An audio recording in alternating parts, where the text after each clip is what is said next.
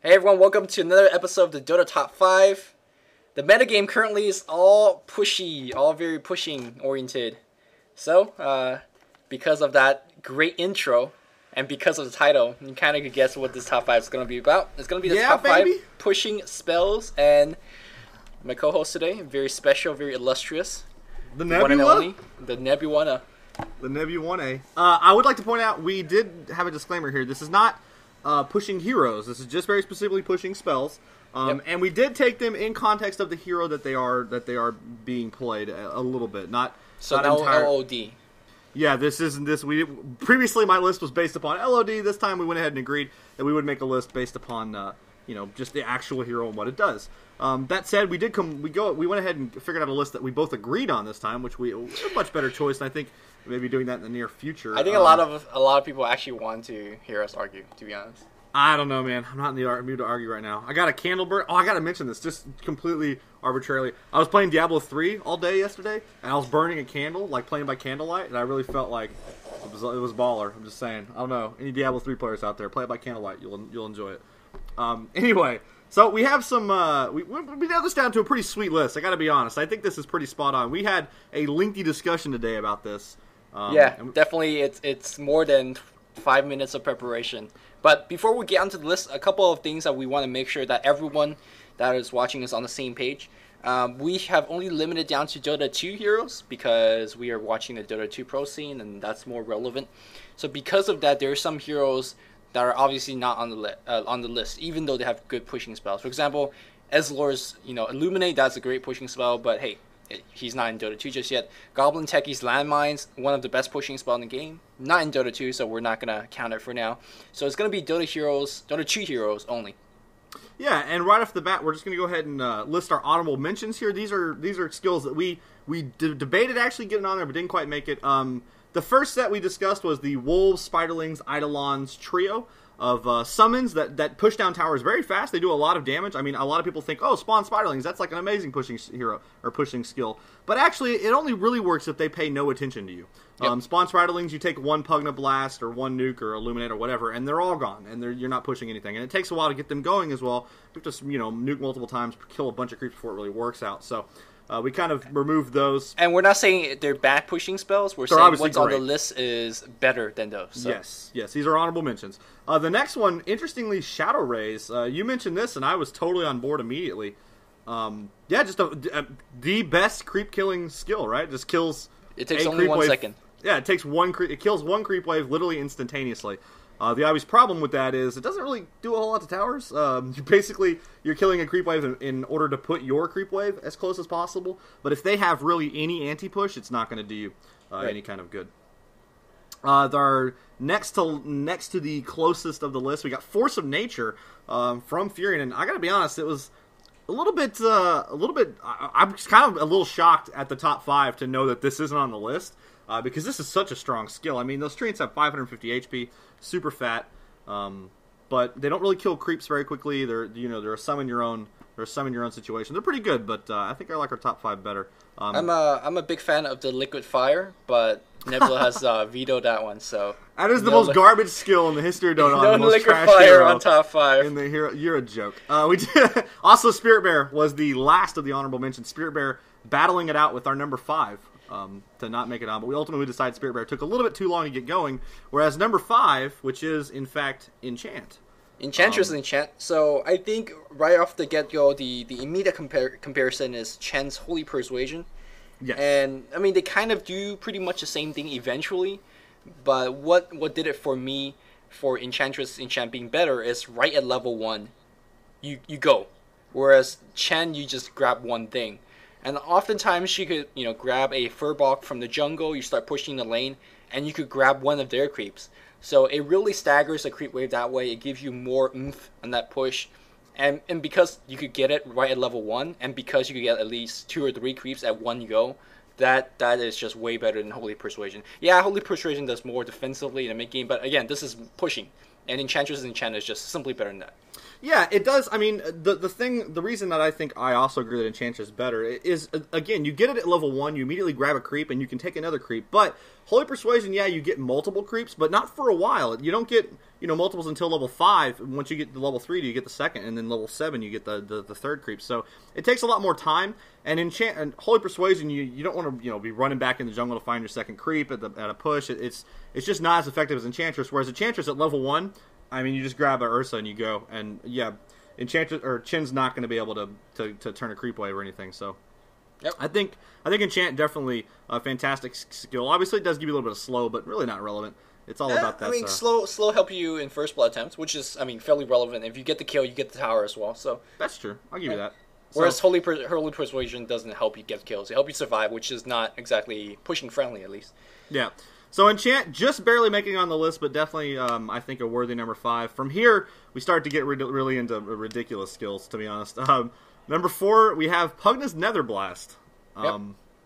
So the thing about Nether Blast is it kills creep waves and towers, which is really something that not a lot of skills in Dota do very effectively. It cuts down creep waves incredibly fast, and it sieges towers really well. That's the biggest thing for me. Well, I mean, I think the 5.5 second is cooldown is worth mentioning, Yes. and here's the thing. In really early game, you talked about how it cuts down the creep wave and it blasts the tower. I think level 4 does 110 damage, 105 damage, something around that. 107 damage to towers, yeah. Or 107.28 107.28 or some crap. Which doesn't sound like a lot, but at the sense of their creep wave is dead and your creep wave is there and you're constantly blasting a tower, that is already really good. And it's really the siege potential that does it for me, because it has a 5.5 second cooldown, so you can spam it. But not just that, it has a very long range to actually hit the unit from where you're at. So unlike other skills where you have to get in close and you have to run all your treants in or whatnot, and they cut them down, and then you got a long cooldown. It has a low cooldown, and similar to like a shrapnel or something from a sniper, you just run in there and slowly siege down. Ooh, shrapnel is a good pushing spell. Yeah, I actually just thought, as I said it, we completely forgot about shrapnel. So I don't think it's top 5, though. I don't think it's top 5. I'll mention that shrapnel does a similar thing to Nether Blast, but not near as good as killing creeps, and of course a long cooldown. So anyway, Nether Blast, you get in there, you siege, and you continue spamming. You can take down a tower that you haven't really earned. You haven't really dominated the high ground. You haven't got up there and really gotten in their face and managed to get it. You just kind of slowly sniped it away. So Nether Blast, just ridiculous at pushing, and obviously the creep killing power is and of really course, ridiculous. not only is it good for pushing, I know this is a pushing list, but it's number 4 on the list because it does so much more. Team fight does a lot of damage. You could flash farm with it. This is kind of your everything spell. Sure, the mana cost is fairly high, but it's on Pugna, who has 4 in points per level gain. It's ridiculously 4. high. It's highest intel in the game. Right. Utterly ridiculous. And of course, they can't really. What are they gonna do? Run up to your tower and I'm gonna fight you? And he's like, "Well, I'm gonna blast all 5 of you." If that's exactly. Okay. It defends pushes very well. And I'm gonna hit the tower at the same time. So. It's pretty annoying to deal with, and because of all those things combined, but more importantly, at that late game situation where you don't want to have a 5v5 engagement up the ramp against them, you just send your opponent up, walk up there, blast, turn back, walk up there, blast. It's just so annoying for them to play against, and that's why it's number 4 on the list. So back on number 3, it is going to be Death Prophet's Exorcism. Yeah, so you said you were kind of surprised to see this on the list, or really that we had it this high, but really. Or have it this low. I thought it might be on number 2. Oh, really? Well, the thing about Exorcism that makes it, the really argument that we had comparing it to something like Nether Blast or the number 2 skill is that it's not fantastic at killing creeps. Exorcism, it does a lot of damage, and you can focus on a creep and kill that creep really quickly, of course, but it doesn't have the instant AoE ability to take down creeps. That said, if you crack an Exorcism and go after a tower, the Exorcism can take down the tower very quickly, and more importantly, it makes it incredibly difficult for the opposing team to run in and defend, which I think is really the deal here. I mean, what do you do when a Death Prophet who has, leveled up her passive ability, her witchcraft. When she just has a mass of spirits running around, you never want to hang out in a Krabolus's ultimate. It's not a good choice. That tower, it's gonna die. That's what's gonna happen. You know how you're playing Krabulus and you're really, really low HP? At the end of your ultimate, it heals you, right? Yes. That generally heals you all the way back to full HP. Mm-hmm. Well, that healing is supposed to be 25% of the damage that you did with your ultimate. Yes. So you could kind of imagine, at least it's doing about upwards of 8,000 ultimate, because sometimes you're around about 2,000 HP. Yes. At least 8,000 damage. That's insane. 4 times, and of course, times your heal, yeah. Right. I mean, obviously not all 8,000 if it's going on the tower, but I'm sure you guys could picture whenever you drop the Exorcism, that tower is just dead instantly. And again, remember we talked about it's so hard to run in and stop, Krablus, because Krablus is not on her own. She has her backup. And those ghosts flying around, even if you're taking a team fight right under the enemy tower, chances are you're going to win, you're going to kill the tower, and you're going to kill them. It's just that good. Yeah, level 1 Exorcism only gives you 4 spirits. However, level 1 Witchcraft gives you 3 more. And by the time you get level 4 Witchcraft, you've got 6 extra spirits. You get 10 base on Exorcism level 2 and 18 at level 3 Exorcism. That's 18 plus. That is 24 spirits. And each of those spirits do 43 to 48 hero-type damage. That is insane amounts of damage, okay? They go out in giant 2,000 AoE around you, etc. They're reduced by armor, but not by damage block, blah, blah, blah. Basically the point is when you cast an exorcism, good luck defending, because they can't defend. There's really nothing they can do. Now, the real reason, kill you. Yeah, the real reason that this isn't, number 1 or 2 in my book is that it does have a long cooldown. Yeah, it lasts for 30 seconds, which is a long time, but then you got 70 seconds after that before it comes back with its 100 CD. Now, if anybody's played Krob extensively, you'll know that typically whenever you need another one, you feel like you have it. Like just every 100 seconds, go kill another tower, essentially. But that said, you don't get it till level 6. You can't really rush in and kill something immediately. So there is a downside to it. But it's just ridiculous. I mean, it's such a great skill. Yeah, some of the other downsides, like it makes Krablus very incompatible with Aegis. Because if you die during the middle of your exorcism, you kind of just die. Yes. And your ghosts all fly away. So it makes it really awkward. But if we're just looking at pushing, not many spells are just better than that. So exorcism number 3 on our list, beating out both Pugna Blast as well as the Enchantress Enchant. Number 2, this shouldn't surprise anyone, is Leshrek's Diabolic Edict. And I think that is the reason why he is the hottest pick in the competitive scene right now, right? Absolutely. Diabolic Edict is just a house. I mean, similar to the argument with Enchant, you get it very early, right? You have Diabolic Edict at level 1, 3, 5, whatever it is you choose to level it up at. Very early on, if you want to focus for taking towers, if you want to go balls to the wall push as a 5-man strategy, Diabolic Edict is going to be your highest DPS skill at taking towers. Those towers, they're going to die very quickly, as everybody knows. It does massive amounts of damage to towers. And on top of that, it also does a lot of hero damage, so it's not like they can just run up and kill you very quickly. Right. I mean, of course, it really depends on where your creep wave is, if you have team backup. I mean, even so, like, there's sometimes you just get ganked by 1 or 2 heroes, you pop the Edict and you just kill them. Yeah. Like, it just does a lot of damage.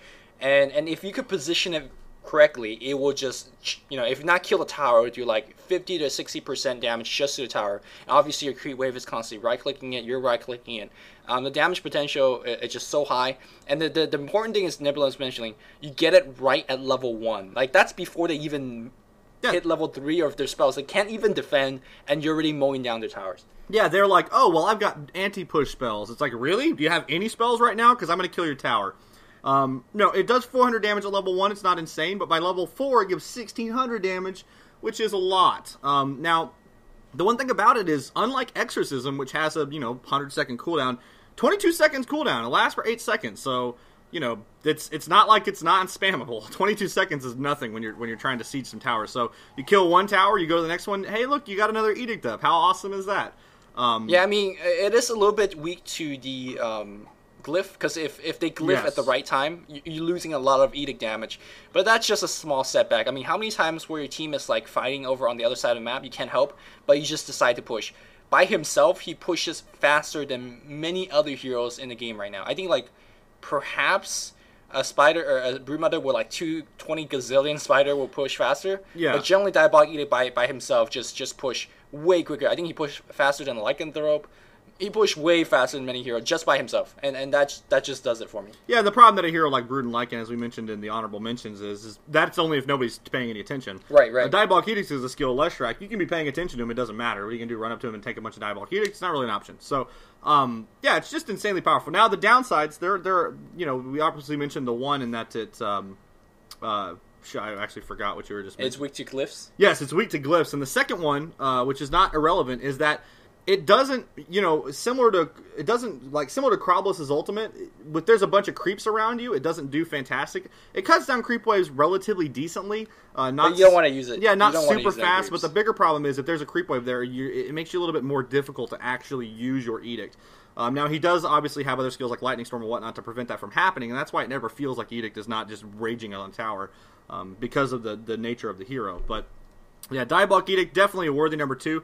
I originally had it on my list at number 1, only because I had an argument for why I thought the number 1 wasn't number 1, but really that argument's invalid. It just is. And that is, of course, the Wrath of Nature from the Prophet. Is there any skill more annoying than Wrath of Nature? Like, okay, so all these spells that we have mentioned so far, they do a very decent job of killing towers.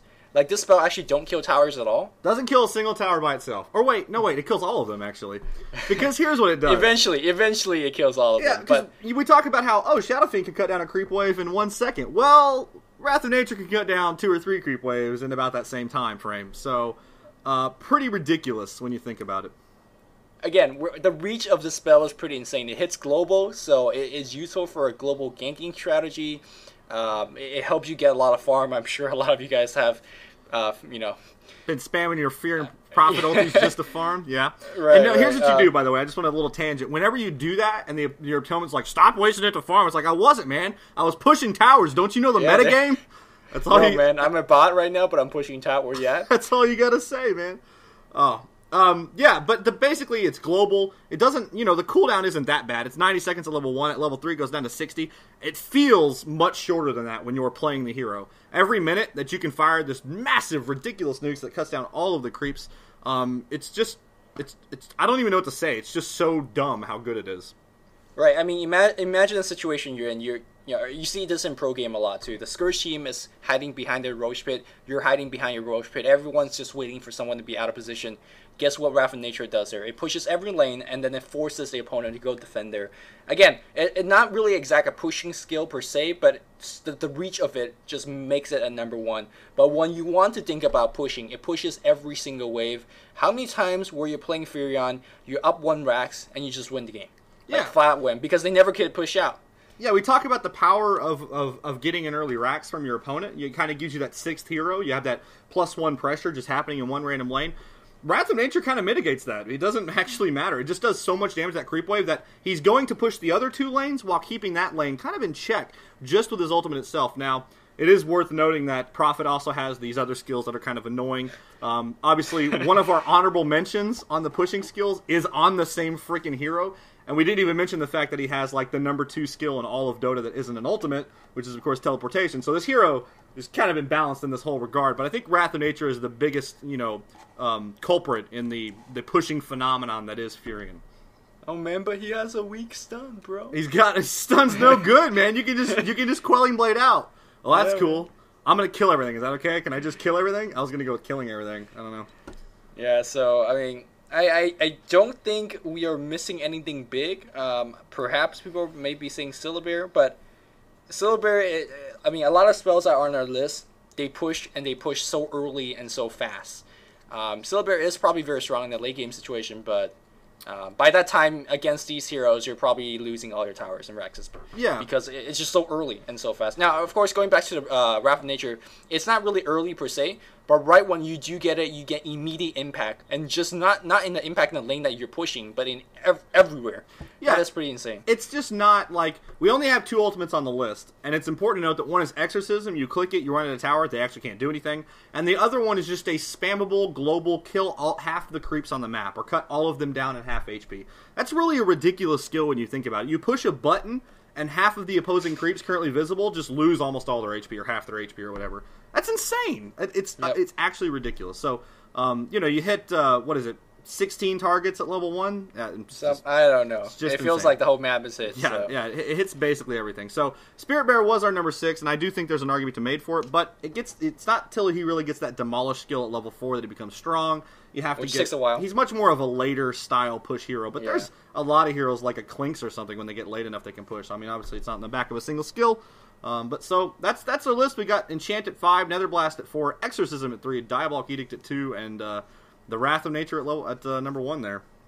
Yeah, I don't think we need to defend Wrath of Nature that much. He is only the most sought after hero in every competitive draft, constantly being banned or first pick. So, I think that covers our bases. Oh yeah, I think really this list in a nutshell, just kind of encompasses exactly the metagame that we're seeing. I mean, obviously, Pugna doesn't get to see a whole lot of pick. Enchantress, extremely high pick. Leshrac, extremely high pick. Furion, constant ban pick. I mean, similar to the Enchantress. Now, obviously, we don't see Croblis being played a whole lot, but I will point out, Navi's only losses have been to Croblis's for the most part. It's had like an 80% win rate yeah, in March, and May. And I'd like to point out, I mean, you're playing a team like Navi, and you can sometimes just grind a wind away with that with a Croblis, and a lot of that's because Exorcism is so insane. It's just such a ridiculous skill. So, I think this is, I was really happy with this list. I think it turned out really well as far as the skills we got. I think we put more than a minute into this, which is something we don't often do. Between the two. We're not saying Grave is the best non-ultimate spell in the game. It is the best non-ultimate skill in the game. You're so wrong, right. But nonetheless, I'm just saying, if you switch, like, Sprout, what if you split Sprout out with Grave? That's ridiculous. That'd be ridiculous. But that's an argument for another day. For those of you tuning in, I'd like you to, drop on Lumi's comments here. Give us what you would like to see as a top 5 sometime soon. I got a lot of time on my hands. I'd like to be doing some more of these, so. Yep. It's always fun for us to argue and think and do all that stuff. But that's going to do it for this top 5. Hope you guys enjoyed it. And until next time, Nebula and Luminous signing off to you guys.